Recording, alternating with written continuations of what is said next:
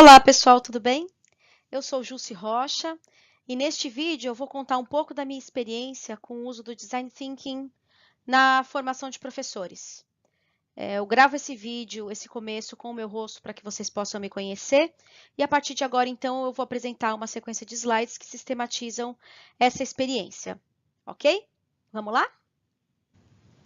Bom, só para vocês me conhecerem um pouco mais, eu sou formada pela USP, né, na área de letras, tenho mestrado em educação na área de currículo e tenho 3 pós-graduações, uma em gestão educacional, uma em design educacional, que é mais conhecido como DI ou design instrucional, que vai trabalhar a abordagem do uso da tecnologia na educação, e educação inovadora, que foi uma parceria do Instituto Singularidades com o César, que é o Centro de Estudos e Serviços Avançados do Recife, que é uma instituição bastante focada no uso do design de serviços, né? Então, foi lá que eu tive a oportunidade de academicamente me aprofundar na questão do design, né? E hoje eu trabalho com o uso das tecnologias, então com formação de professores para o uso das tecnologias no contexto das metodologias ativas e tenho trabalhado como facilitadora de design thinking na formação de professores, que é a minha área de atuação. Atuo como consultora de aprendizagem na Microsoft e hoje tenho uma parceria com a Lilian Bassic e o Leandro Holanda na tríade educacional. Então, vocês vão ver aí nos slides do nosso site, para vocês conhecerem um pouco desse trabalho de formação de professores com foco nas metodologias ativas. Bom, a gente começa então a nossa conversa pensando um pouco sobre a própria concepção do que é o Design Thinking, né? Quando a gente pensa na palavra design, normalmente o que vem na nossa cabeça é a ideia de um produto diferenciado, algo muito relacionado às artes e à criatividade. E eu acho que essa foi a forma como a palavra design se consolidou coletivamente para nós, né? E o design thinking, ele vem, como eu posso dizer, ele vem recolocar, trazer um novo olhar sobre a própria área de design, né? O que vem a ser, o que o designer faz, né? Então, esse termo foi criado por volta de 1970, 73, na Universidade de Stanford, com Rolf Face, que era professor da Universidade de Stanford, e David Kelley. O David Kelley foi uma das pessoas responsáveis pela disseminação do termo Design Thinking, né? Ele é um dos fundadores da IDEO, que é uma empresa americana voltada ao design de serviços, né? Então, o que ele quer dizer com Design Thinking? O thinking quer dar um enfoque à forma como os designers pensam. Então, a forma específica como eles abordam problemas e propõem soluções para os problemas, que é uma coisa muito característica da área do design. Então, eu tenho duas frases aí que ajudam a gente a consolidar um pouco desse conceito, né? O David Kelley, ele fala o seguinte, que eles, designers, né, não somos especialistas em nenhuma área específica, somos especialistas no processo de design. Então, é muito bacana pensar que ele consegue apoiar, co-criar com qualquer área do conhecimento uma solução para um problema real, porque é a forma como eles fazem que contribuem para que essa solução apareça, né? E o Tim Brown, que é o CEO, né, que é o diretor executivo dessa empresa, e que escreveu um livro bastante referência na área do design thinking para quem quer entender, ele diz que o design thinking é a abstração do modelo mental utilizado há anos pelos designers para dar vida às ideias. Então vejam que o tempo inteiro eles estão remetendo à ideia do modo como se faz, né? E não especificamente o resultado, né? E uma coisa importante é a gente pensar que a gente sempre pensa em design de produto, né? Mas a gente tem design para experiência, design para serviço. Isso é importante a gente saber, porque quando a gente fala de educação, a educação é processo, né? E a gente tem uma dificuldade de entender como usar o design nesse contexto, ou fica muito vinculado à ideia de espaço físico. E as experiências que eu vou mostrar aqui para vocês vão ajudar a ilustrar que não é bem assim. Eu gosto muito dessa frase do Paulo Freire, que ele fala, né, que acho que vem muito ao encontro dessa nossa ousadia de fazer diferente, pensando que a educação precisa cada vez mais ser revisitada, não só a educação, mas acho que todas as áreas, né? E que muitas vezes a gente está muito preso aos modelos já existentes, né? Então, Paulo Freire diz: deve ousar-se ao risco, deve provocar-se o risco como única forma de avançar no conhecimento, de aprender e ensinar verdadeiramente, né? Então, arriscar e ser ousado faz parte do processo de transformação, e o Design Thinking provoca a gente o tempo inteiro a ter esse novo olhar, né? E quais são as características do Design Thinking enquanto abordagem, né? Ele tem algumas premissas que ajudam muito a gente a entender que característica é essa, que especificidade é essa que existe na área do design, quando a gente pensa em solução de problemas, né? O primeiro aspecto é a empatia. Então, o ser humano é o centro do processo da inovação. O tempo inteiro o design está centrado no humano, né? As pessoas criando em conjunto as soluções para os problemas que elas vivem, né? Então, vocês vão perceber que há um grande enfoque na empatia. Outro aspecto é o colaborativo, né? Então, o design thinking ele sempre fomenta a solução para problemas complexos com a complexidade que ele merece, ou seja, pessoas de diferentes áreas, uma solução pensada multidisciplinarmente, então reunir pessoas de diferentes contextos para poder pensar em soluções. O otimismo, e eu adoro o otimismo porque eu digo que na ciência muitas vezes a gente anuncia um problema, a gente constata o problema, mas a gente não encaminha soluções concretas, né?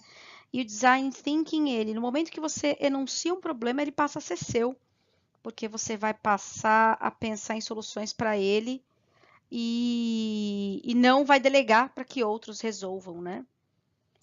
E criatividade, porque o tempo inteiro a gente é fomentado a pensar fora daquele contexto que nós já estamos, quer dizer, considerar o contexto, mas pensar em soluções que ainda não foram pensadas naquele contexto, mudar a rota, trazer outros interlocutores. Então, a criatividade tem um enfoque muito grande pelo próprio processo, né? E aí eu vou falar de técnicas, né? Existem técnicas no design que ajudam a gente a pensar de forma mais criativa. Bom, e essas mesmas características são aquelas que eu considero muito importantes para mobilizar a educação nesse sentido da transformação, né? Então, o fazer junto, né? Vamos pensar num contexto, quem trabalha em escola ou instituições de ensino vai identificar algumas das coisas que eu vou falar.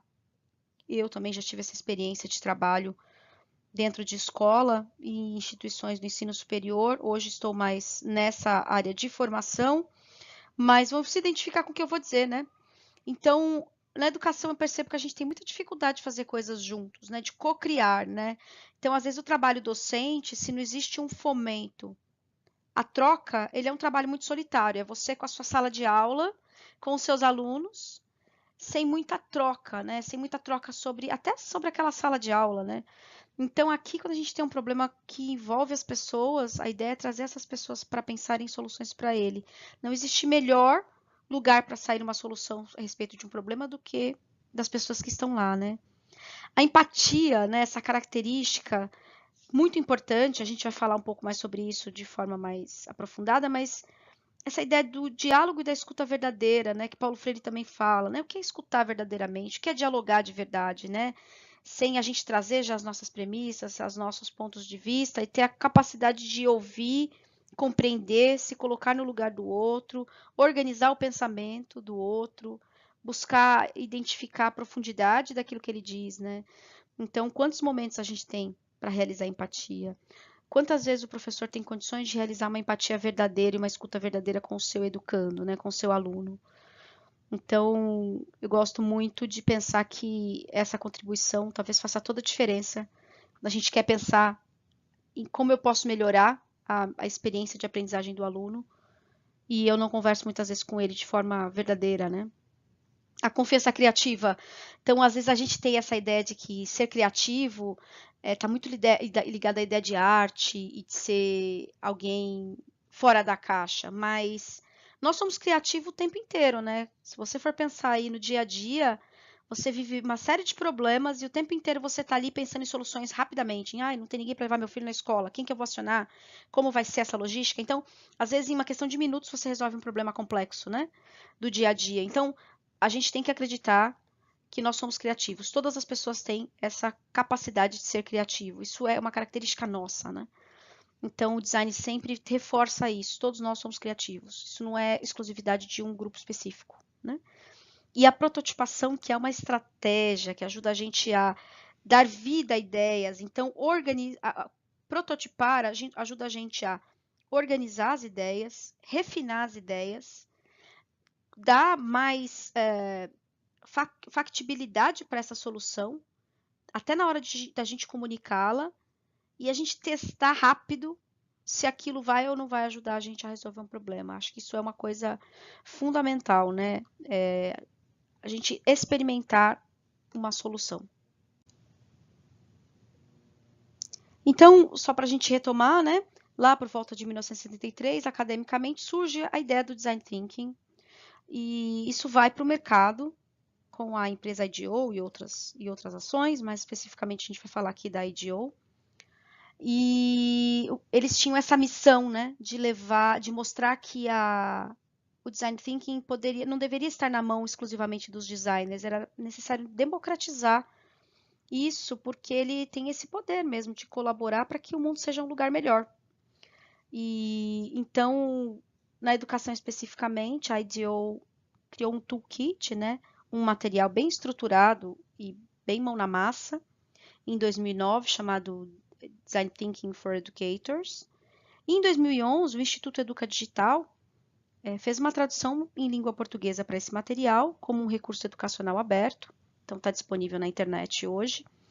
E o que eles queriam mesmo, eles co-criaram isso com uma escola, é muito legal. Então, eles foram até uma escola, sistematizaram experiências de educação para a gente conseguir visualizar como usar o Design Thinking na educação. E esse material hoje está disponível em língua portuguesa. E eu gosto muito de uma experiência, eu vou recomendar que vocês aprofundem, que é a Riverside School. Então, essa escola indiana foi fundada em 2001 por uma designer, a Kiran Seth. Ela tinha um incômodo, o filho dela voltava da escola e dizia para ela que não estava feliz com a escola, era uma criança, e ela tentava estabelecer um diálogo com a escola para pensar em como a escola podia ser mais significativa para as crianças, né?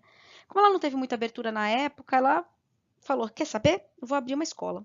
Então ela chamou alguns educadores e ela construiu essa escola baseada no Design Thinking, né? Então a concepção da escola foi baseada no design, na escuta, na empatia com as crianças. E hoje os projetos educacionais que circulam na escola são baseados na empatia, na prototipação. E essa escola mudou o entorno da onde ela está, né? Porque o tempo inteiro as crianças estavam com essa conexão com o mundo real e pensando soluções e colocando soluções em prática para o mundo real, né? Com essa ideia de disseminar o que eles fizeram lá, ela criou um desafio chamado Design for Change, e que hoje está no Brasil com o nome Criativos da Escola, apoiado pelo Instituto Alana. E é uma experiência muito legal para vocês conhecerem também. Eu vou deixar os referenciais de alguns vídeos que vocês podem assistir e compreender um pouco do trabalho que a Kiran fez, ok? Aqui a gente tem esse vídeo que foi feito pelo Destino Educação, vocês podem procurar aí, o nome está aqui embaixo, né? Que chama Riverside School, Índia, né? Então, eles estão sistematizando experiências inovadoras em educação e eles foram atrás da história da Kiran Seth e trouxeram essa experiência dela para esse documentário. Então, vale a pena vocês explorarem. Então, eu só marcar aqui, ó, Riverside School, Escolas Inovadoras, ok? E aqui, pensando nesse contexto do design na educação, eu trouxe algumas experiências que são inspiradas no Design Thinking e que vocês podem também aprofundar, experimentar. Esse slide eu posso disponibilizar para vocês com os links. Tudo isso aqui é hiperlink para vocês irem até essas experiências, ok? Então, eu vou disponibilizar isso para vocês. Deixo aqui um lugar para vocês encontrarem isso. Bom, como eu disse, o Design Thinking para educadores, que é a experiência do Instituto Educa Digital, traduzida, né, do toolkit da IDEO, que pode ajudar vocês a começar a experimentar o Design Thinking. Criativos da Escola, que é o Design for Change, que eu acabei de explicar da Kiran Seth, em que ela vai encorajar as escolas a pensarem em soluções para os problemas reais. As crianças pensarem em soluções para problemas reais, né? O Escolas Transformadoras também é uma parceria do Instituto Alana, só que agora com a Ashoka, e eles trazem a empatia como o centro dessa discussão, né? É uma comunidade que quer apoiar práticas inovadoras, mas eles focam bastante na empatia como esse processo de transformação, né? A gente tem o Curioser Lab, que é uma experiência muito bacana de uma pesquisadora em que ela vai utilizar o Experience Learning, que é um material focado em design para planejamento e para pensar experiências de aprendizagem. E aí já tem essa conexão de não só para resolver problemas da escola, mas como usar isso com caráter pedagógico. Então, ela usou o Experience Learning, que é da Perestroika, uma empresa, e ela usou o Design Thinking para educadores e o Experience Learning fez um laboratório de formação de professores. E ela disponibilizou isso, além de estar numa tese de doutorado, isso também está nesse site chamado Curioser Lab. O Aprender a Aprender é uma experiência do Instituto Península com o Instituto Telos, que o Instituto Telos é uma instituição de design de serviços voltados a serviços públicos. Então, nessa parceria, eles também fizeram uma experiência mais etnográfica, vamos dizer assim, menor, mais aprofundada, com um grupo focal de professores, de 6 professores, que foram experimentar a abordagem do design e resolver problemas do dia a dia da sua escola, da sua sala de aula. Então, além de eles apresentarem essa experiência, eles vão deixar também algumas ferramentas igual o Design Thinking para educadores para que você possa experimentar. E por fim o LED, que é uma experiência que eu gosto bastante, que é uma iniciativa do Luciano Meira, da Joy Street, da Márcia Pada e da Adriana Martinelli, de uma formação de professores baseados nos hackathons. Então, é uma experiência imersiva de 16 horas. Eu tive a oportunidade de participar em 2015, em que problemas são levantados, professores buscam soluções a esses problemas e tem ali os interlocutores, né, nos momentos das apresentações, das soluções e das ideias, que vão provocar esses docentes a sair um pouco do lugar comum. Então, é uma experiência bem rica e bem significativa. Bom, e aqui tem algumas instituições que ou disseminam o Design Thinking ou utilizam o Design Thinking nos seus contextos. Já citei algumas outras, né? Mas vale a pena vocês darem uma olhada nessas que eu vou dizer. A IDEO, já comentei sobre a importância dela no contexto da disseminação do Design Thinking enquanto abordagem. Design Thinkers Group é uma iniciativa de designers que visam disseminar o Design Thinking, eles têm rede no Brasil inteiro. A Escola de Design Thinking oferece cursos especializados, e aí não é só para educação, para diferentes áreas, né? A Tríade Educacional hoje oferece a facilitação do processo de design em instituições de ensino e também formações mais pontuais para conhecimento da abordagem. E aqui algumas instituições de ensino que estão utilizando ou de forma mais pontual ou mais sistematizada o Design Thinking. O Instituto Singularidades, Colégio Porto Seguro, Colégio Dante Alighieri, Colégio Rio Branco, o INSPER, que reinventou todo o curso de engenharia baseado no Design Thinking e utiliza a estratégia, a abordagem do design no contexto das disciplinas, é muito interessante a experiência do curso de engenharia do INSPER. E o SENAC, aqui mais especificamente eu vou falar do SENAC Jabaquara, que é o nosso parceiro de formação, que tem feito coisas muito interessantes com o uso do Design Thinking no seu dia a dia. E como se organiza o processo do Design Thinking, né? Então, aqui eu tenho um diagrama que apresenta um pouco dessas etapas que o design oferece para organizar mesmo o processo, mas o interessante é que elas são muito flexíveis, né? Então, normalmente no primeiro ciclo, que a gente chama esse ciclo de iteração, você passa por todas as etapas, mas à medida que você vive um primeiro ciclo, você vai pensar para onde você vai numa segunda rodada de refinamento dessas soluções ou de outras propostas, né? Uma outra coisa importante é que esses nomes eles podem variar dependendo do material que você procura. Então, por exemplo, a escola de design da Universidade de Stanford, a Day School, ela tem outras nomenclaturas. O material do Design Thinking para educadores, ele tem outra nomenclatura. Se você fizer uma busca na internet, você vai procurar processo de Design Thinking, você vai encontrar alguns outros exemplos, mas todos eles têm essa etapa da empatia, da ideação e da prototipação como centrais. Então agora eu entro para contar um pouco para vocês como eu trabalho, como eu tenho trabalhado o Design Thinking, mais especificamente em oficinas de sensibilização, né? Que é aquela primeira aproximação, uma vivência concreta para mostrar para as pessoas o poder do design e inspirá-las a se aprofundarem e experimentarem, né? E aí daí decorrem outros processos de facilitação do contexto real e apoiar as escolas nesse desenvolvimento de ações utilizando a abordagem também do ponto de vista pedagógico. Mas eu vou me centrar nessa apresentação nas oficinas, tá? Então eu começo com o processo de definição do problema, né? E eu sempre sensibilizo os educadores sobre a diferença entre pergunta e resposta, problema e solução. Então, eu trago uma provocação do Silvio Meira, que ele diz o seguinte: quem tem a resposta a uma pergunta tem a solução para um problema?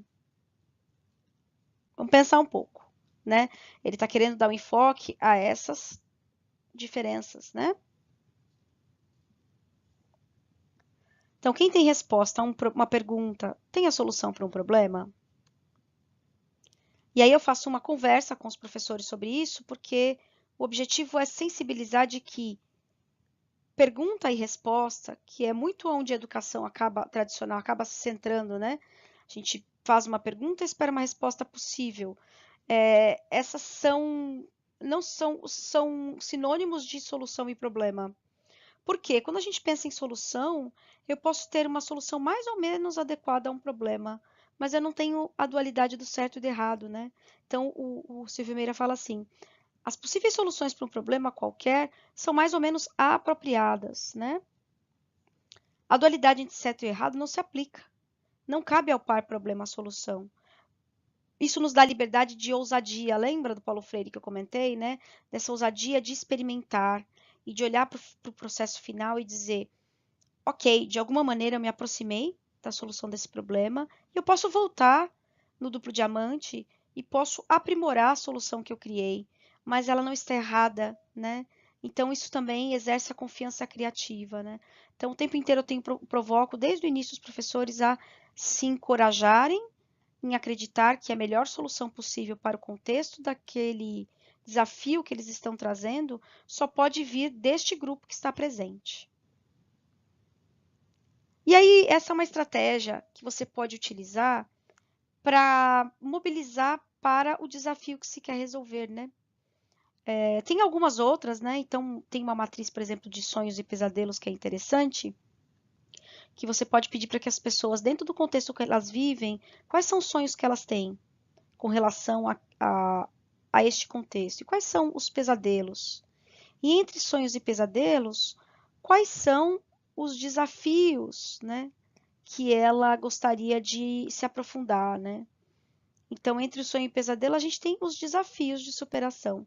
Essa pode ser uma forma de mobilizar para você trazer os problemas, os desafios que você pretende solucionar ou buscar se aproximar nesse trabalho.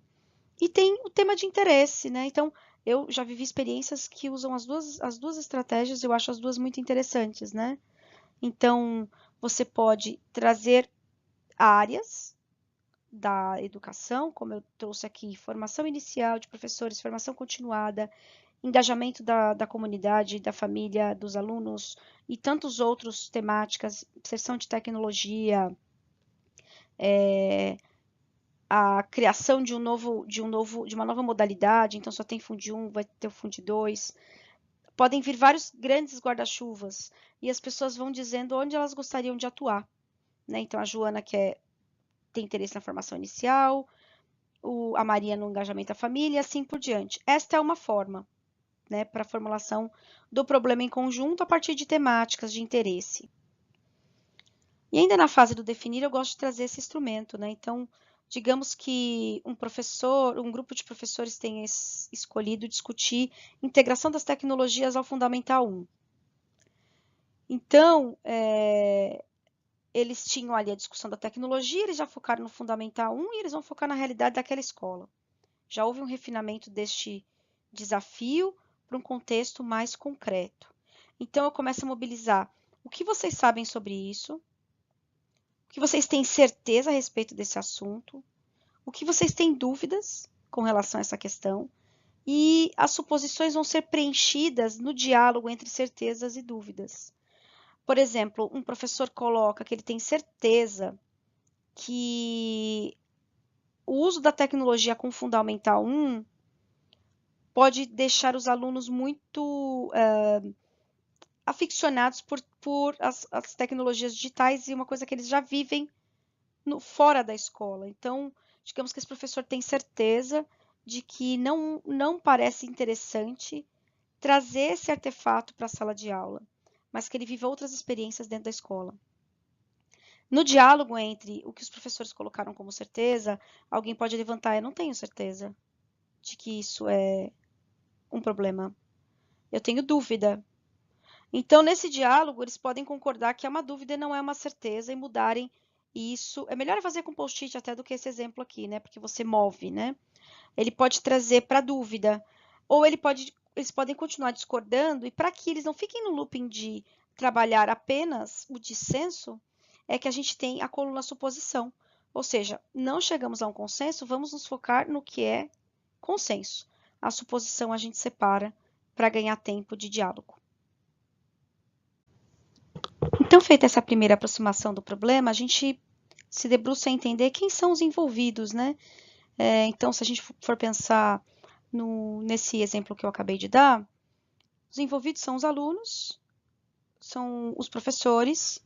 A gente pode pensar que institucionalmente a gestão também deva participar, mas é muito importante nesse momento focar em desafios que envolvem os professores, porque os professores estão na oficina, estão nessa atividade, e que eles possam se debruçar num processo de empatia a partir do público mais impactado, né? Então, a gente levanta quais são os públicos para seguir para a próxima etapa, que é a empatia. Então, definimos o problema, refinamos, então, pensamos numa temática, num desafio mais específico, quem é o público envolvido. Agora a gente passa a entender melhor essas pessoas, o que elas pensam e como a gente pode contribuir para a solução do problema.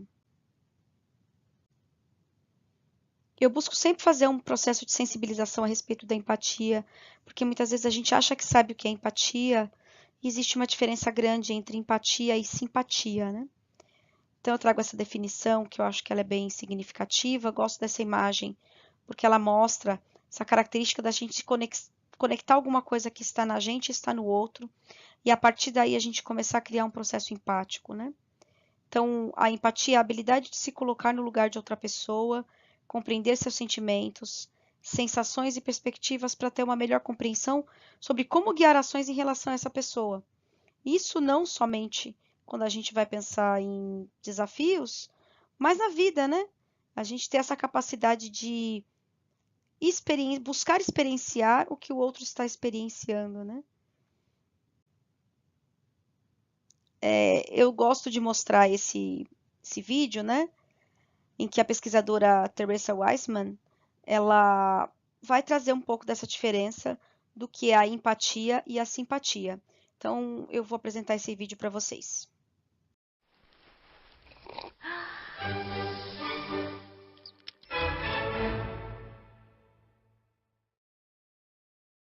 So what is empathy, and why is it very different than sympathy?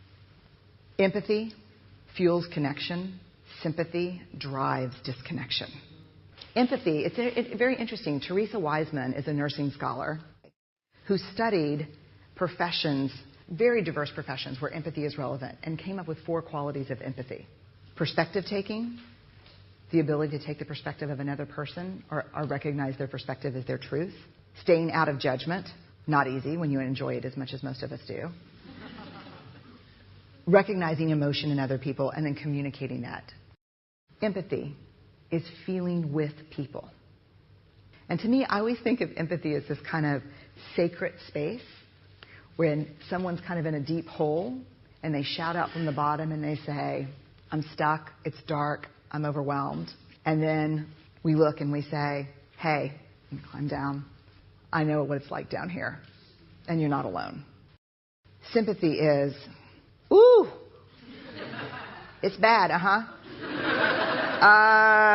no. You want a sandwich? Empathy is a choice, and it's a vulnerable choice, because in order to connect with you, I have to connect with something in myself that knows that feeling. Rarely, if ever, does an empathic response begin with at least. Yeah. And we do it all the time. Because you know what? Someone just shared something with us that's incredibly painful, and we're trying to silver lining it. I don't think that's a verb, but I'm using it as one. We're trying to put the silver lining around it. So, I had a miscarriage. Oh, at least you know you can get pregnant. I think my marriage is falling apart. At least you have a marriage. John's getting kicked out of school. At least Sarah is an A student.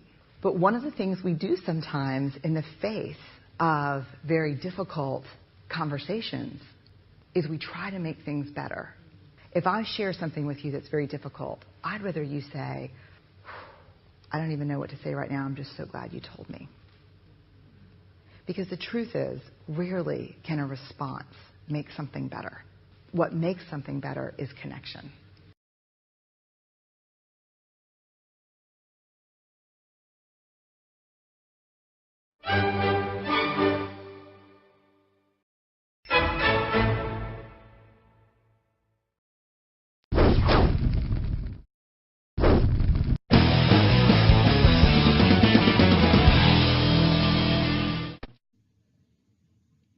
Então, para esse momento, decidido ali quem são os stakeholders, né? A gente trabalha com um processo de uma boa conversa, a gente fala, né?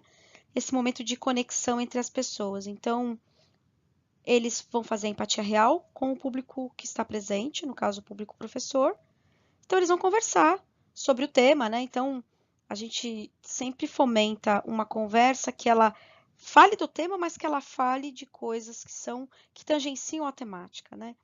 Então, experiências já vivenciadas, vamos pegar o exemplo que a gente já está tratando, né? Do uso das tecnologias com Fundamental 1.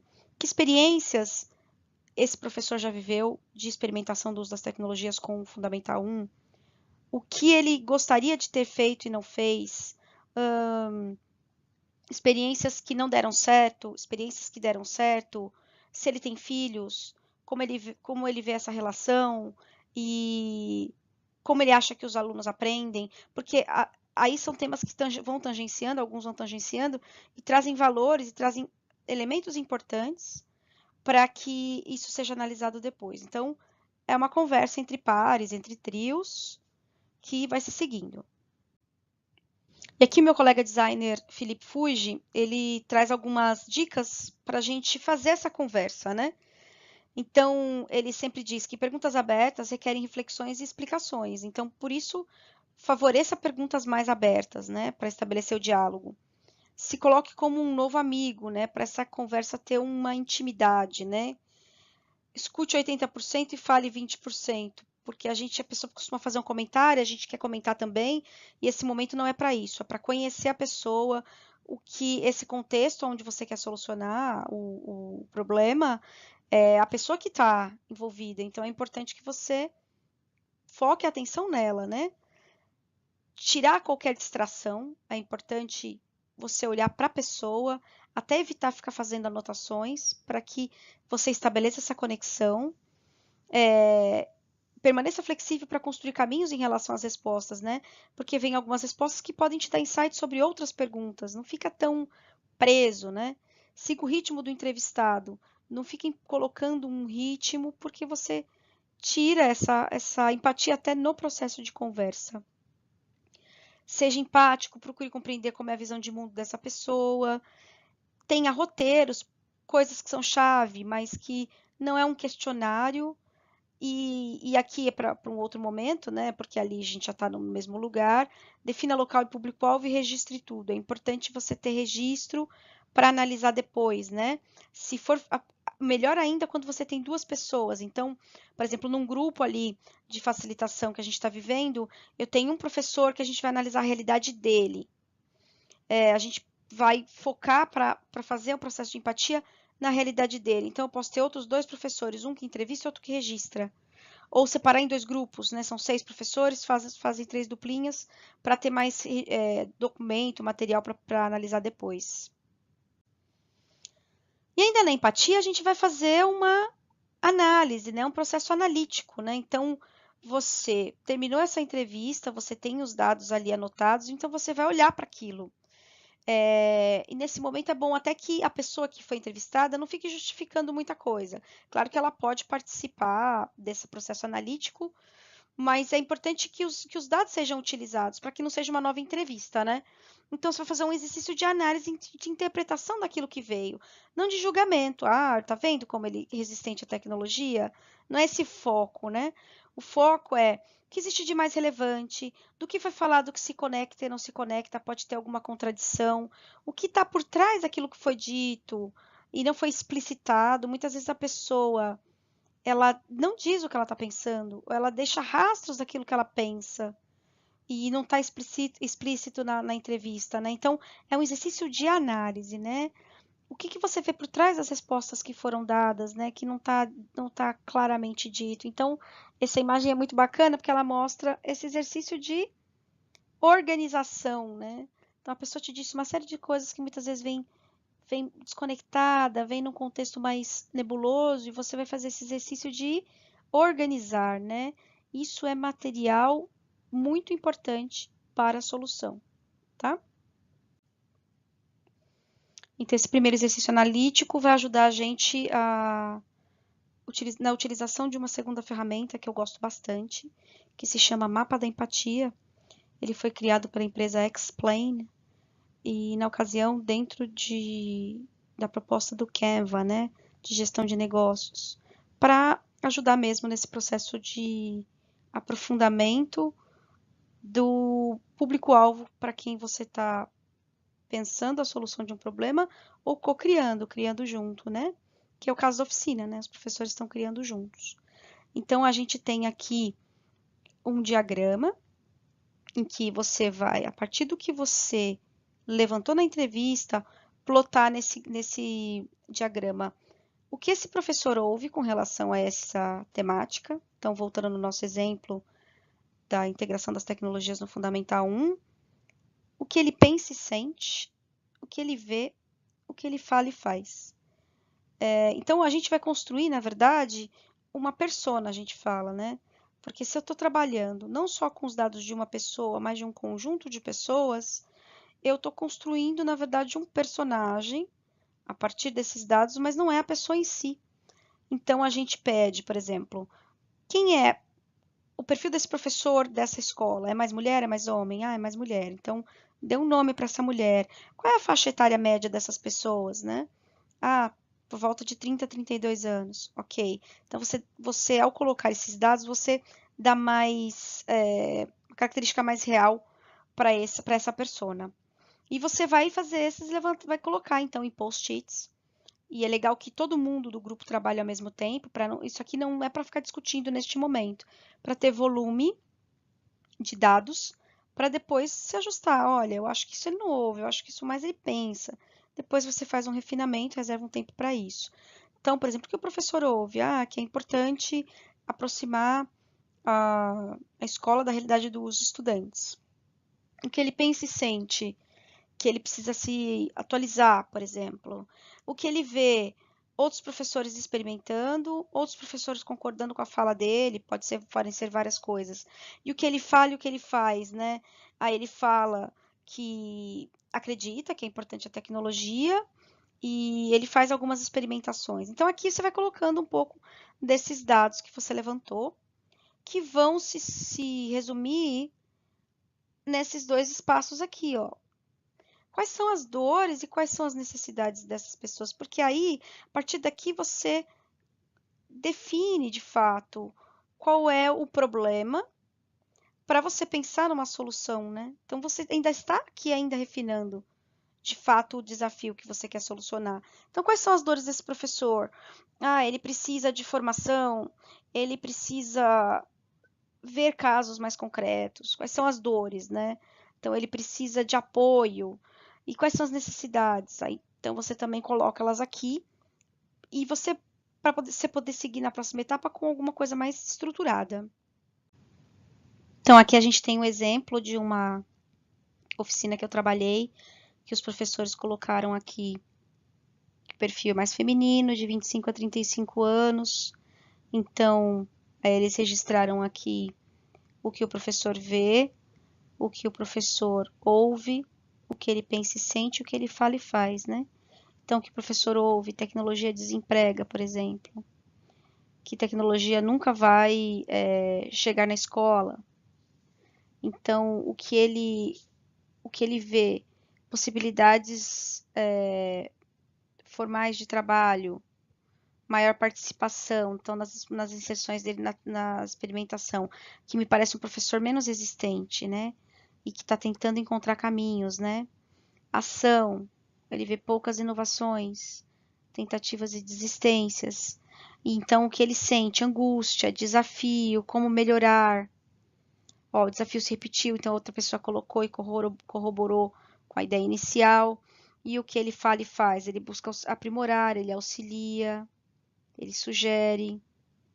Então aqui os estudantes, os professores foram colocando a partir dos dados da entrevista e resumiram aqui nas dores e necessidades,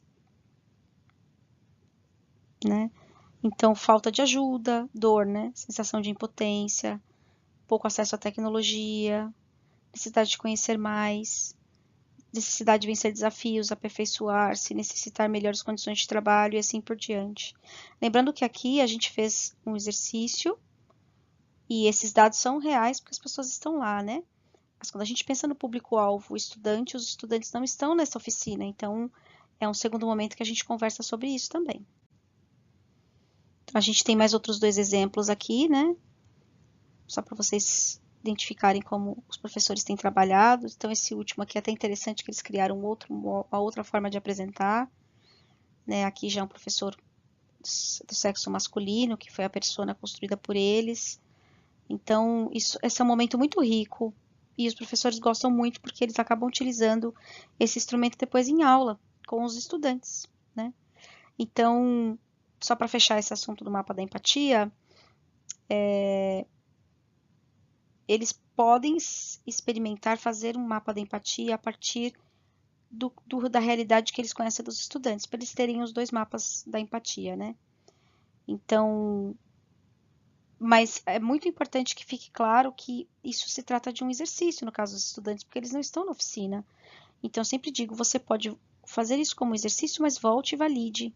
Faça a entrevista, veja o quanto até você estava próximo ou distante do que de fato os alunos vão te trazer, né? Enquanto insumo nas entrevistas, para que de fato a solução esteja conectada com o público envolvido, né? Então, é muito importante que, se o público-alvo não estiver presente, que fique claro que se trata de um exercício de empatia, mas não empatia em si, porque só se faz empatia com o diálogo. Vamos para mais uma ferramenta de sistematização. Aqui é um momento que é difícil para os professores, mas ele é muito importante, porque nessa frase, que a gente chama de statement, declaração, você vai registrar tudo aquilo que você aprendeu no processo de empatia e que você não quer perder de vista. Então, o desafio ele tem que estar claro para você, como podemos, normalmente a gente define os desafios com uma frase, com um início que encoraja o como, de que maneira, porque mostra que o desafio é aberto e que ele não tem uma solução única no processo. Se a gente souber a solução, é melhor que a gente já tenha resolvido, né? Em vez de fazer um processo de design, por exemplo, a não ser que a gente queira aprimorar novas ideias e validar aquela, mas o melhor é quando a gente tem um desafio que ele não tem uma solução muito definida ainda, né? Porque aí o Design Thinking vem colaborar mais, né, nesses problemas complexos que envolvem múltiplos atores e que ainda estão nebulosos. Temos clareza desse problema, tem que estar ali na nossa frente. O mapa da empatia está ali na nossa frente, mas aqui é um exercício de síntese. Você vai escrever em uma frase a essência do que foi levantado no processo de empatia e essa frase vai direcionar o processo da ideação, da prototipação. A gente vai sempre olhar para ela. E esse é um instrumento que está no material da Day School, da Universidade de Stanford, Escola de Design, nesse link, nesse referencial que está aqui embaixo, tá? The Virtual Crash Course Playbook. Então, ele fala assim, fulano, por exemplo, Elizabeth, é um professor do ensino fundamental 1 que precisa, e aí daquilo que veio como dor, o que você colocaria aqui? E quer, também pode vir da dor, porque ele valoriza, né? O que ele acha de mais importante. E aí ele traz aqui mais as necessidades, né? Então, vou dar um exemplo. Elizabeth é uma professora do ensino fundamental 1 que precisa se sentir mais segura para adotar experiências educacionais com uso de tecnologia e quer fazer isso colaborativamente, porque ela acredita que a tecnologia pode contribuir com o engajamento dos alunos. Então, aqui você tiraria um elemento de uma entrevista específica, mas poderia ser outro. Vamos pensar em outro caminho. O professor Stanislau é um professor do ensino fundamental 1 que precisa acreditar que a tecnologia pode contribuir com os alunos e quer exemplos práticos de como isso pode acontecer, porque ele ainda está muito vinculado aos modelos tradicionais. Então, são duas pessoas totalmente diferentes e que podem emergir a partir das entrevistas, né? Você pode até ter mais do que uma. A questão do tempo é que é muito complicado. Numa oficina de 3, 4 horas, não tem como você aprofundar tanto nesses perfis. Por isso que a gente tenta sempre retomar a questão de que se trata de um exercício. Chegamos, então, no momento de ideação. Outra coisa que eu sempre procuro fomentar nos professores é não se apeguem a ideias. Embora você já esteja dentro do contexto desse desafio, porque ele veio, porque ele está te incomodando, está te mobilizando, as ideias que você tem para ele, você não pode ficar presa a elas, porque senão o design não vai ajudar muito, né?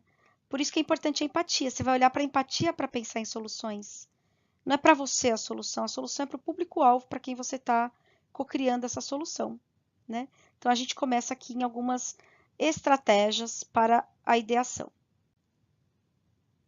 E, novamente, aqui meu colega designer Felipe Fuji, a partir de um material da IDEO, ele tem aqui algumas sugestões, né? Para regras de brainstorming. Brainstorming a gente fala muito, é algo que a gente costuma fazer, mas será que a gente sabe fazer de verdade? Então, a gente tem algumas coisas aqui que são importantes para a mobilização. Uma conversa por vez, né? Então, é um assunto por vez, uma solução por vez.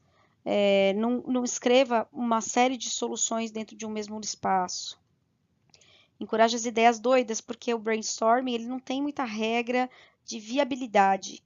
Então, traga tudo que você acha que poderia solucionar, independente de você ter o recurso ou não. Se você está fazendo coletivamente, evite julgamentos. É um momento de free mind, né? As ideias livres. Construa sobre as ideias dos outros. Então, você vai trabalhar nas ideias dele. Tem até estratégias que são assim. Você passa um papel, as ideias começam a ser desenhadas e, à medida que os papéis vão circulando, as pessoas vão construindo em cima das ideias dos outros, né? Quantidade importa. Então, é muito importante volume. Quanto mais ideias, mais insumo para a gente pensar em quais são as mais interessantes. Não adianta a gente ficar preso em uma, duas. Mantenha o foco, fique sempre no assunto e seja visual, sempre que possível fazer coisas mais visuais para facilitar a colaboração. Eu gosto de começar esse momento com uma contribuição individual. Eu gosto que as pessoas reservem ali 5 a 7 minutos para pensar em 5 ideias radicais e que elas possam trazer, lembra que eu falei do volume é importante? Que elas possam trazer volume para a discussão. Então, reforço a questão da confiança criativa. Todo mundo é capaz de pensar em soluções diferentes. A gente já perguntou o que as pessoas viveram a respeito daquilo? Nós vamos trazer soluções do que eles já fizeram e não deram certo? O que tem de novo nessa solução? Então, a ideia da pensar fora da caixa tem mais a ver com isso do que ter ideias mirabolantes. Muito embora nessa hora da ideação, o que a gente mais quer são as ideias doidas. Lembra que eu falei? Ideias doidas no sentido de não vou me apegar ao que dá ou não dá. Eu quero saber o que soluciona esse problema. Se eu tivesse que levar ela para a Lua, para que ela tivesse a possibilidade, levasse ela para uma outra escola em outro país, para que ela conseguisse visualizar uma coisa concreta, não tem problema. Isso é um conceito que vai ser usado depois, quando a gente extrair as melhores ideias, né? Então, lembre-se do statement, da declaração, para você não ficar trazendo solução que não está no contexto. E volume. Agora é volume. Se eu tenho 5 pessoas num grupo e cada uma trouxer 5 ideias, a gente já tem aí 25 ideias. Então, dá para fazer uma brincadeira boa.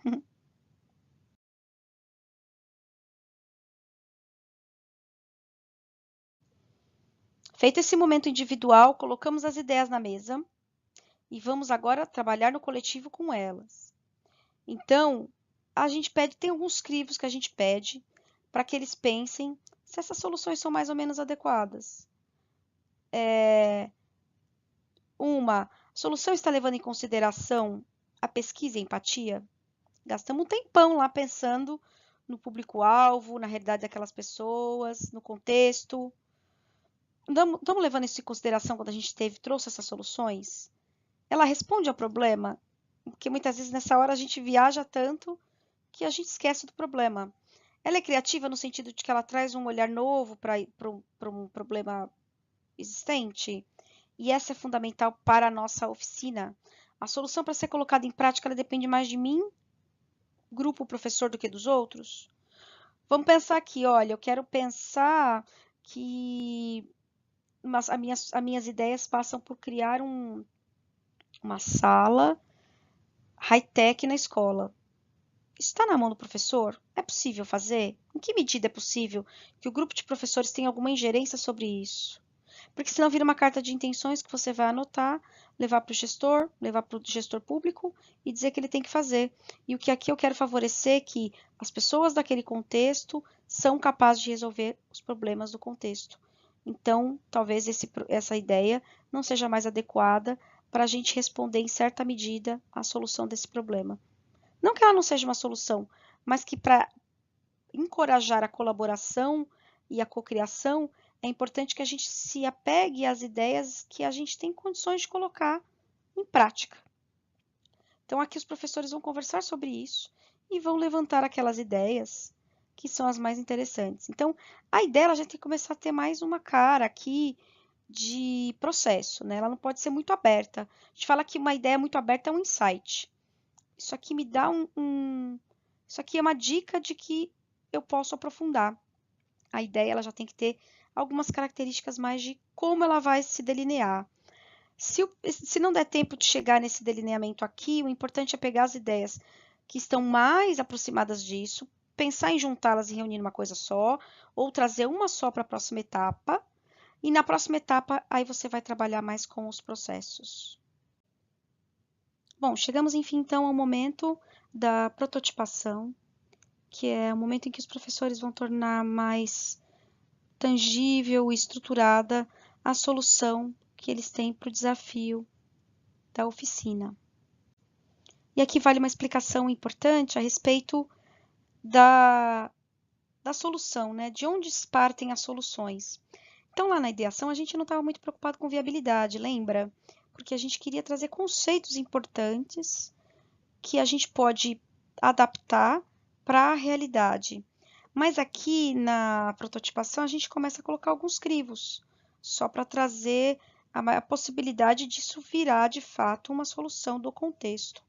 Então, a gente fala que a solução nasce do nosso desejo, da praticabilidade daquilo que é viável do ponto de vista organizacional e técnico, e da viabilidade, que é viável do ponto de vista político, social e financeiro.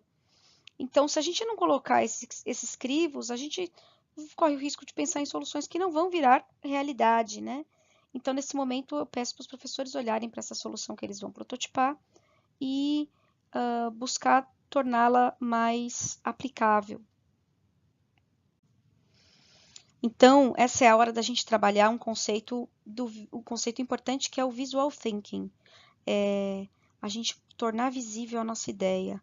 No momento em que a gente coloca esse processo, esse produto, seja lá qual é o caminho que você está seguindo para a sua solução, de forma visual, primeiro que colaborativamente as pessoas participam mais, né? Porque a coisa está ali em cima da mesa, todo mundo está conseguindo ver e contribuir com a ideia. Também na hora de comunicar, você leva a pessoa para aquela experiência que você quer que ela viva, ela se transporta para a realidade que você quer levá-la, com aquele problema solucionado, com aquele desafio superado. Então, você envolve mais o seu interlocutor no momento de comunicar, né? E você também organiza as ideias, porque na hora que você começa a estruturar, você percebe gaps que você precisa considerar na solução. Então, é muito importante nesse momento favorecer o pensamento visual. Vou dar alguns exemplos aqui do que a gente chamaria de soluções de protótipo dentro de um contexto de uma oficina de curta duração. Se vocês tiverem interesse em conhecer sobre Visual Thinking, ele é um movimento, a gente tem um vídeo, vocês podem procurar com esse nome Visual Thinking, e ele é bem legal porque ele vai mostrar vários exemplos da importância da gente fortalecer o pensamento visual. Então, desenho em papel é uma forma de prototipar. Aqui ainda é 2D, né? Mas é uma forma interessante. Quem nunca foi numa palestra ou viu na internet, por exemplo, uma facilitação visual como essa aqui. E aqui a facilitação visual de uma solução de como construir a cidade que queremos, em que os caminhos são definidos e a pessoa vai acompanhando esse trajeto desse processo junto contigo. Aqui, deste lado, a gente tem um protótipo de produto. Então, aqui é uma simulação de uma página de internet, de um site, de um aplicativo, em que foi desenhada a tela e que essa tela pode ser feito vários desenhos que ajudem você a tangibilizar qual é a solução. Encenação é bem interessante para quando a gente pensa esse processo, né? Você simular uma situação que dê mais visibilidade ao que é a sua solução, mostra a interação entre as pessoas com o produto, e ela pode ser incrementada com cenários e objetos de materiais disponíveis na oficina. A gente tem o storyboard, que também é desenho, mas ele é mais focado em processo. Então, é uma representação visual de uma história por meio de quadros estáticos. Pode ser desenhado ou ser a junção de desenhos, fotografias ou outra técnica que você achar interessante. A utilização é rica quando você quer demonstrar o encadeamento de ações, né? E a solução, até chegar na solução, na experiência. Então, esse aqui é um exemplo de um storyboard demonstrando como abastecer um carro com gasolina. E eu gosto desse exemplo porque ele mostra que você não precisa ser um mega desenhista. Ó. Você consegue comunicar a sua ideia mesmo com desenho simples, né? Desenho bonequinho de palito, mas a ideia foi comunicada. Então, aqui são alguns protótipos em construção em oficinas que eu facilitei. Já foram mais de 15 oficinas facilitadas nesse modelo. E eu vejo cada coisa incrível que eu gostaria de mostrar a todos, né? Mas eu me lembrei desses dois casos. Esse do canto direito eu vou mostrar o vídeo de apresentação do pitch, né? Da solução. Mas eu vou contar esse que eu adorei, gostei muito porque ele é uma trajetória muito interessante aqui no canto esquerdo. Essa facilitação foi feita em 2015 para alunos do curso de pedagogia de uma instituição de ensino. E eles estavam ali mobilizados pensando nos desafios de ser estudante do ensino superior e como eles poderiam solucionar ou contribuir com a universidade para solucionar esses problemas. Então, neste grupo, eu me lembro, saíram vários problemas. Nesse grupo saiu o problema da justaposição de demandas, a dificuldade de se organizar no tempo, né? E de coisas aparecendo ao mesmo tempo para os estudantes, né? Então, eles ali na empatia entre eles, no processo de empatia, depois na ideação, estavam construindo um calendário de organização, né? E na ocasião eles queriam deixar claro que era importante que os professores do curso também planejassem as ações de forma que não onerasse os alunos todas as atividades serem entregues ao mesmo tempo, por exemplo, né? Então, eles estavam ideando um calendário visual, tanto para alunos quanto para professores, em que houvesse esse cuidado a respeito do que vai ser pedido de entrega destes estudantes. Então, é uma coisa concreta, relativamente simples, mas que resolve um problema real, né? E eles não tinham a menor ideia de como solucionar esse problema antes da oficina. Então, 3 horas depois, eles tinham uma solução concreta, né? É muito interessante. Então, a gente segue, então, ainda na prototipação, mas já caminhando para o final, que eles têm um tempo reservado para organizar e construir o protótipo, e eles vão apresentar o protótipo inspirado no Pitch Elevator, né? Então, eu coloquei essa imagem que eu acho que é bem interessante. O Pitch Elevator você tem pouco tempo para comunicar uma ideia. E, ao final, você precisa convencer que a sua ideia é boa. Então, você precisa comunicá-la de um jeito muito convincente, né? Envolver as pessoas na sua solução. E a ideia do elevador é porque você encontra, sei lá, alguém, o diretor da escola, no elevador, e você tem 2 minutos para falar com aquela pessoa, ela não tem mais do que isso. É o tempo do elevador chegar. E no final, se ele falar "we got a deal", significa que ele foi convencido de que aquela ideia é muito interessante. Então, eles têm mais ou menos um tempo reservado, curto, para comunicar a ideia e contar também um pouco como é que chegaram nela, né? Quem era esse sujeito que eles empatizaram? Aí eles trazem um pouco dos elementos do mapa da empatia, das ideias que vieram até a solução que eles estão apresentando e transportam a gente para a solução a partir do protótipo. Então, aqui são algumas fotos de apresentação de estudantes, né, contando um pouco deste momento. Então, esse protótipo daqui de cima é legal, também é dessa oficina de 2015, em que vocês viram que eles fizeram um computador ali com caixinha, né, mostrando um fórum. Eles estavam discutindo, nessa universidade, eles estagiam desde o começo, e eles não tinham estavam muito preocupados com o que eles levavam como proposta, porque eles não tinham muito repertório. Primeiro semestre, né? Então, eles pensaram aqui em ter um espaço colaborativo, um fórum, em que eles iam trazer, os próprios alunos trariam entre si, quer dizer, desonerando a universidade de ajudar a resolver, eles conseguiriam se ajudar para ter repertório de coisas que eles estavam fazendo para levar para as escolas, especialmente com os pequenos. Então, essa solução também saiu dessa oficina, que é muito interessante.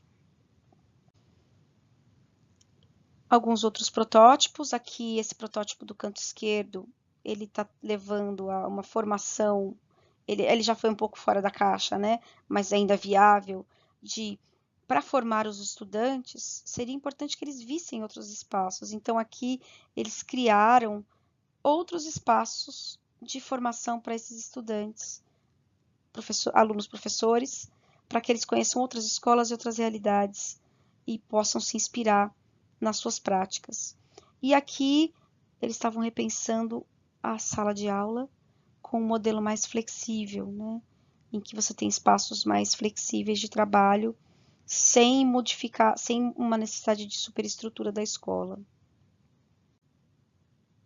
Então, para ilustrar um pouco mais para vocês, eu queria contar a experiência do Senac Jabaquara, em que a gente realizou 2 edições de um curso híbrido, né? Momentos online, momentos presenciais, que foi desenvolvido em parceria com o professor José Moran e a Tríade Educacional, e aí, no caso, eu e a Lilian Bassic. E nessa experiência eu tive a possibilidade de fazer a facilitação do processo de design em uma aula, são 4 aulas, e no último encontro os professores apresentavam essa solução refinada. Então, eles tiveram mais tempo para refinar a solução que trouxeram na oficina para apresentar no último encontro, né? E eu vou trazer aqui para vocês um dos grupos apresentando. Então, viram todo esse processo e agora eles vão apresentar o protótipo deles para o grupo no final do 3º encontro, ainda não no último encontro. Vamos lá! o nosso professor é o professor Pardal, não sei se vocês lembram dele. Opa! Né? Grande professor Pardal, né? Que ele é um professor que precisa desenvolver habilidades tecnológicas. Professor Pardal, essa é uma piada, não é mentira. E quer criar espaços adequados porque ele valoriza a personalização do ensino como inovação. Legal. E aqui o que nós tentamos mostrar é exatamente essa questão que nós estávamos discutindo, a questão multidisciplinar, de trabalhar tutores. As carinhas sempre à frente. Oh, que lindo! Né, trabalhar com tutores que auxiliam os professores, que ficou em cima, gente, não é que os professores estão em cima dos alunos, não. É bom esclarecer isso. Né? É que por mais que nós tentássemos, não conseguimos fazer isso, mas enfim. A criação foi meio que bombardeada, né? Os tutores auxiliando os professores e os professores passando isso para os alunos. Conseguindo usar essas tecnologias com os alunos. Exato. É que assim, a gente vê essas 40 horas de curso para nós, né? Não para todos, mas para nós, é uma coisa, é um desafio, né? Eles colocam aqui uma série de plataformas para a gente usar e a gente vai atrás e tenta e às vezes sofre muito e tem algumas dificuldades.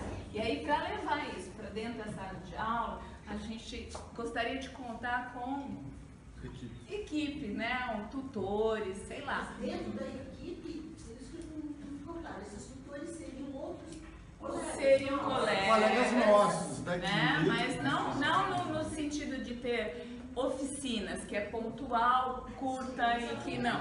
Acompanhar. Você entende? E que tem gente que tem super afinidade aqui dentro e a gente gostaria de ter isso para que a gente pudesse usar essa tecnologia em sala de aula, porque a gente amou, mas às vezes tem muita dificuldade e às vezes leva um mês para fazer um negócio que a gente poderia levar um dia, você entende?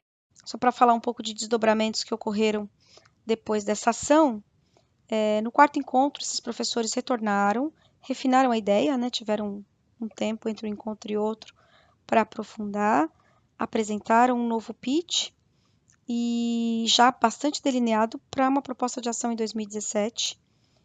Eles fizeram essa ação, continuam fazendo, que está muito voltado à ideia da troca de experiências e do apoio mútuo entre docentes para a incorporação dessas tecnologias num contexto de metodologias ativas. Em 2017, a gente está lá oferecendo mais um curso para os professores dessa unidade, também dentro da estrutura que foi feito no primeiro ano, que foi em 2016. E a professora Cristina Lavorato, que fez parte desse grupo, foi além. Ela levou a proposta do Design Thinking para a sala de aula dela. Então, ela queria ajudar os alunos, mobilizar os alunos para eles trabalharem com a questão das saúdes das crianças do AME amoroso, e ela levou a abordagem do design para isso. Então, aqui a divulgação no site da unidade, no Facebook da unidade do Senac Jabaquara, e a professora diz o seguinte: os alunos conseguiram identificar os problemas relacionados à saúde que as crianças do AME amoroso têm e irão produzir e desenvolver atividades fantásticas. Então, eles colocaram em prática mesmo, além de viverem a abordagem com a facilitação da professora, eles também vão colocar em prática as soluções que eles criaram. Então, aqui a gente tem um mapa da empatia, os alunos dialogando, mais um mapa, super bem cuidado, e aqui os desdobramentos, né? Então, é muito bacana ver que é possível, que o professor pode e deve pensar em como desdobrar isso com seus alunos. Quando a gente fala de trabalho com projetos e solução de problemas, o design pode estar dentro de sala de aula, né? Não só nessa, como eu disse lá no início, nessa relação entre docentes, mas dentro da sala de aula como estratégia pedagógica, né? E aqui são alguns registros da professora a respeito do trabalho que ela fez com os alunos, numa proposta aqui ainda imersiva. O e-mail dela está disponível aqui, caso vocês queiram procurá-la também. É uma pessoa super aberta. Então, aqui eles estão se aproximando do problema. Em seguida, eles realizaram um processo de empatia, como vocês viram lá na divulgação do Facebook. No processo de ideação, como eles são do curso de farmácia, eles tiveram a oportunidade de experimentar, né, no laboratório. Aqui eles estão prototipando a ideia. E aqui eles estão testando nos lugares onde eles se propuseram, né? Esse é um dos cenários onde eles estão testando. E esse é o segundo. Então, eles tiveram a possibilidade de fazer uma imersão no design aprofundada, que é o que a gente defende, né? A oficina, ela tem esse caráter de sensibilização. Um processo de design é um processo mais longo, né? Porque ir ao contexto, compreender o contexto, sistematizar, esgotar as ideias, revisitar as ideias, isso leva tempo, né? Então, vou dar o exemplo da minha pós-graduação, que eu realizei no curso Educação Inovadora no Singularidades, em que a gente teve um ano de pós-graduação, e nesse um ano nós desenvolvemos um projeto bem aprofundado, a partir de uma demanda específica, né? E um ano de desenvolvimento, de aprofundamento. E desse tempo, metade foi para empatia e refinamento do problema, né? Para depois a gente idear e prototipar, ir até os contextos, conversar com as pessoas, né? Então é isso que o designer faz, né? Ele está imerso, está dedicado àquela ação. Então, esse tipo de experiência é muito significativa, porque ela é real, né? A gente vê na prática que resolve, se aproxima da solução do problema que a gente precisa, né? Essa experiência da pós-graduação, ela está registrada no site academia.edu. Se vocês procurarem por esse nome, vocês encontram. E esse trabalho foi feito com a parceria dos meus colegas Fernando, Graziella e Larissa. E nós disponibilizamos lá essa trajetória no formato do TCC, para quem quiser acompanhar as etapas, né, com imagens, com vídeos, para poder conhecer um pouco como foi a nossa trajetória nesse momento. Pensando na trajetória como um todo do Design Thinking, então, nas oficinas que a gente faz sensibilização, os professores, eles vivem até o momento da prototipação, né? Então, eles apresentam e normalmente eles não têm, na oficina não tem condições de experimentar.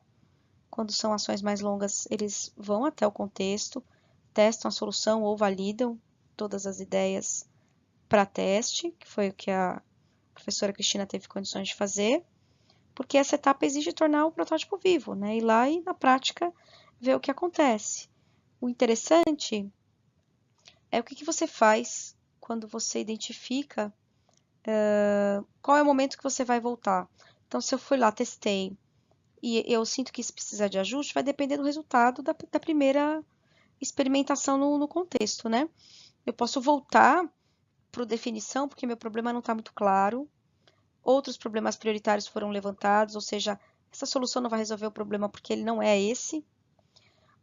Empatia, preciso ouvir mais, entender mais, as pessoas não se sentiram representadas naquela solução. Ideação, a ideia não foi exatamente a mais adequada para resolver o problema. Posso voltar, revisitar outras ideias, ou trazer novas ideias. O protótipo não levou a experiência, não permitiu que a pessoa fosse transportada até aquele momento, né? E por isso não conseguiu comunicar. E então isso é interessante, essa flexibilidade do processo, né? De você não é um ciclo fechado, né? Tudo vai depender de como foi essa primeira experiência. Bom, para encerrar então nessa nosso bate-papo, eu queria deixar duas referências para vocês de coisas interessantes onde vocês podem aprofundar um pouco do que eu comentei aqui nesse vídeo, nesse breve vídeo.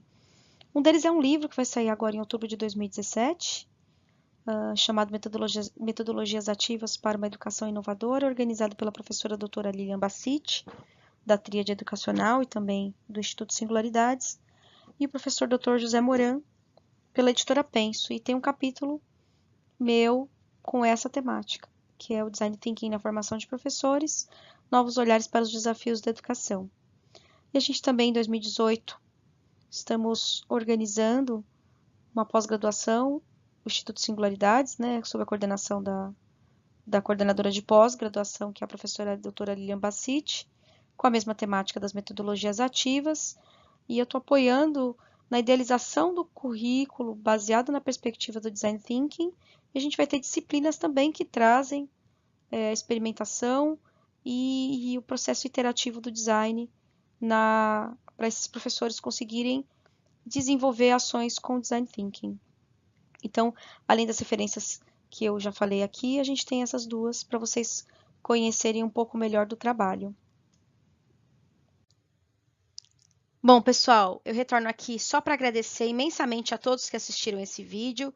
Eu espero que a minha experiência tenha ajudado vocês a entenderem um pouco melhor como utilizar a abordagem do Design Thinking nesse viés específico que está relacionado à solução de problemas, e encorajo vocês a experimentarem o uso da abordagem, não terem coragem de ousar, e eu tenho certeza que vocês vão sentir a mesma coisa que eu, que é o poder da colaboração. Bom, a gente continua essa conversa nas redes sociais e em outros canais. Muito obrigada e até a próxima.